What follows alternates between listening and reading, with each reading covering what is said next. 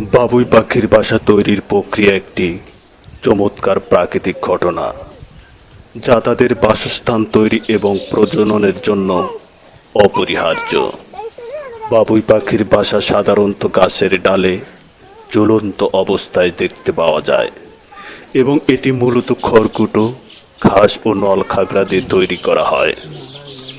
বাসা তৈরির জন্য পুরুষ বাবুই পাখি প্রথমে গাছের ডালে একটি চক্র তৈরি করে এবং তারপর সেখান থেকে ফালি করা ঘাস বা খড় পেঁচিয়ে পেঁচিয়ে বাসার মূল কাঠামো তৈরি করে।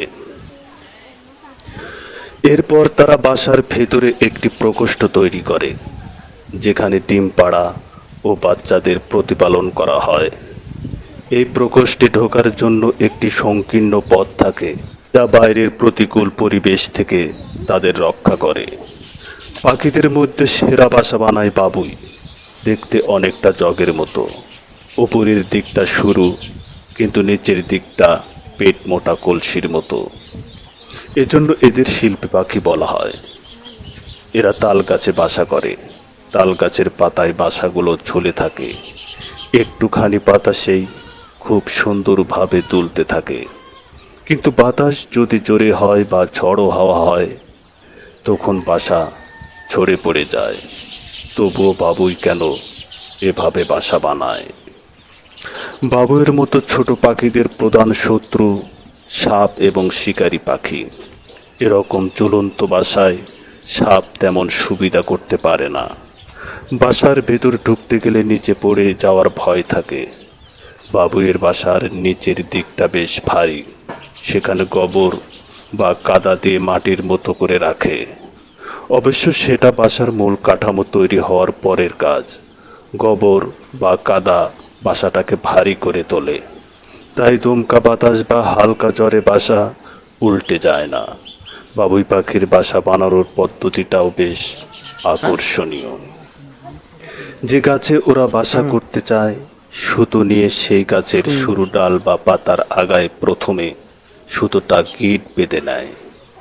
পাখির তো হাত নেই, তাই শুধু ঠোঁট এবং প্রয়োজনে পা ব্যবহার করে চমৎকার করে গিঁট দেয়। তারপর কাপড় বোনার মতো করে সুতো সেলাই করে বাসা বানায়। এভাবে এক মৌসুমে এক একটা পুরুষ বাবুই 3 থেকে 4টি বাসা তৈরি করে।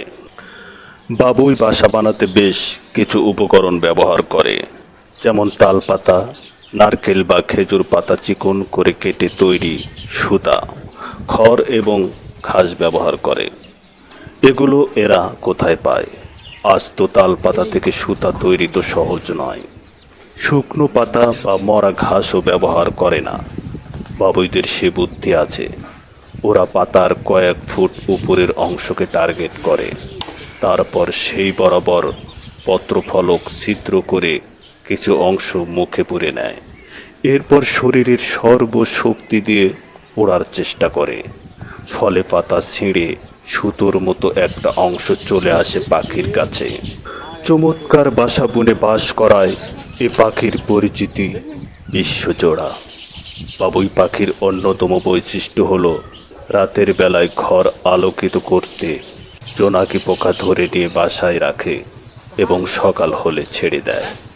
প্রজনন সময় ছাড়া অন্য সময় পুরুষ ও স্ত্রী বাবুই পাখির গায়ে পিঠে তামাটে কালো বর্ণের দাগ হয়। নিচের দিকে কোনো দাগ থাকে না।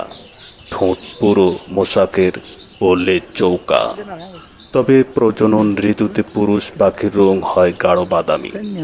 অন্য সময় পুরুষ ও স্ত্রী বাবুই পাখির পিঠের পালকের মতোই বাদামি হয়। পুরুষ বাবুই পাখি বাসা তৈরির পর সঙ্গী খুঁজতে যায় অন্য বাসায়। সঙ্গী পছন্দ হলে স্ত্রী বাবুইকে সাথী বানানোর জন্য পুরুষ বাবুই নিজেকে আকর্ষণীয় করতে খাল, বিল ও ডোবার পানিতে গোসল করে গাছের ডালে ডালে নাচতে থাকে। তবে স্ত্রী বাবুইরা কিন্তু বাসা বানায় না, শুধু পুরুষ বাবুই বাসা তৈরির কাজ করে। ঝাঁক বেঁধে বাবুইরা যখন বাসা বাঁধে কোনো গাছে, তখন বিভিন্ন অঞ্চল থেকে স্ত্রী পাখিরা চলে আসে। যে স্ত্রীর বাবুইয়ের যে বাসা পছন্দ হয় সেটা সেই বাসায় আশ্রয় নেয়।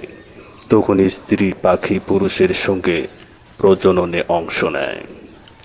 প্রজনন শেষে যে বাসা বানালো, অর্থাৎ সেই পুরুষ পাখিটাই বাসা ছেড়ে চলে যায়। স্ত্রী পাখি তখন সেই বাসার ডিমের ঝুড়িতে ডিম পাড়ে, তা দেয়। তারপর ছানা হলে যত্ন করে বড় করে তোলে। ছানারা বড় হলে আর মায়ের সঙ্গে থাকে না। বাবুই পাখির বাসায় শিল্পের ছাপ স্পষ্ট। বাসার ভেতর পর্যাপ্ত বায়ু চলাচলের ব্যবস্থা থাকে। থাকে অনেকগুলো কুঠুরি, ডিমের ঝুড়ি। শত্রুকে ধোঁকা দিতেই এত সব ব্যবস্থা। কিন্তু বিলুপ্তির পথে তালের পাতায় মোড়ানো নিপুণ কারুকার্য খচিত বাবুই পাখির বাসা। কালের আবর্তনে হারিয়ে যাচ্ছে তালের পাতায় মোড়ানো নিপুণ কারুকার্য খচিত বাবুই পাখির বাসা। পরিবেশ বিপর্যয়ের কারণে বাবুই পাখির বাসা অনেকটা বিলীন হতে চলেছে। অথচ আজ থেকে প্রায় 15 থেকে 20 বছর আগেও গ্রামগঞ্জের মাঠঘাটের তাল সুপারি সহ বিভিন্ন গাছে দেখা যেত এদের বাসা। বাবুই পাখির বাসা শুধু শৈল্পিক নিদর্শনই নয়, মানুষকে স্বাবলম্বী হতে উৎসাহিত করত। কবি রজনীকান্ত সেনের ভাষায়, বাবুই পাখির ডাকি বলেছি চোরায়, কুড়ে ঘরে থেকে করো শিল্পের বড়াই। আমি থাকি মহাসুখে অট্টালিকার পরে, তুমি কত কষ্ট পাও রোদ বৃষ্টি ঝড়ে।